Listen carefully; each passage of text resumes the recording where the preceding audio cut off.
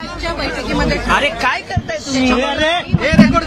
आहे तो त्यांना महिना संपायच्या आधी लाभार्थी ज्या लाडक्या बहिणीच्या आहेत त्यांना प्राप्त होईल।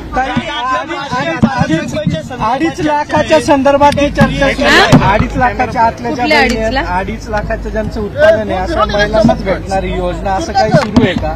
तुम्ही मला वाटतंय सुरुवातीपासून ह्या योजनेच्या संदर्भामध्ये फार गैरसमज हे करून घेतलेले आहेत। आपण जर ओरिजिनल GR वाचला तर आम्ही 10 वेळा हे आतापर्यंत बोललेलो आहोत आणि जे अर्ज आहेत ना जून महिन्यापासून आलेले का जुलै महिन्यापासून त्याच्यातच ज्या 2.5 लाखाच्या कमी उत्पन्नाचे आहेत त्यांनाच हा लाभ मिळणार।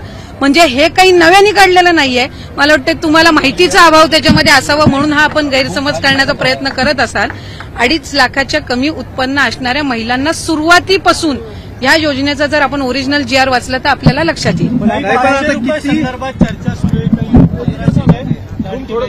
मी आपल्याला तेच सांगितलं की आपण जर लाडकी बहीण योजनेचा जर शासन निर्णय आपण वाचला जो आम्ही निर्गमित केलेला आहे, जो काही ओरिजिनल जो GR आहे त्यामध्ये ज्या महिला या इतर योजनांचा लाभ घेत आहेत म्हणजे उदाहरणार्थ संजय गांधी निराधार योजना आहे तर त्यांना 1500चा लाभ हा संजय गांधी निराधार योजनेमधून मिळतोय तर तसाही त्या लाडकी बहीणमध्ये त्या पात्र लाभार्थी नाही आहेत। ज्या महिला या नमो शेतकरी योजनेतनं लाभ घेत आहेत त्यांना 1000 रुपये नमो शेतकरीतून मिळत आहेत।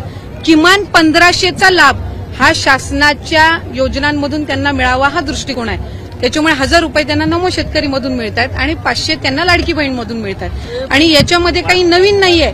हे जे शासन निर्णय जे ओरिजिनल निर्गमित केलेले आहेत त्यानुसारच आहेत। फक्त कुठं ना कुठं तरी विरोधक असतील किंवा काही विविध जे काही आर्टिकल्स असे आले की मग सगळ्यांना असं वाटतं की हे काही नव्याने केलेलं आहे। साधारणपणे 2,47,00,000 लाभार्थी आहेत आणि ऑक्टोबर महिन्यामध्ये ज्या वेळेला आम्ही शेवटचा लाभ दिला होता त्यावेळेला 2,33,00,000 महिला होत्या।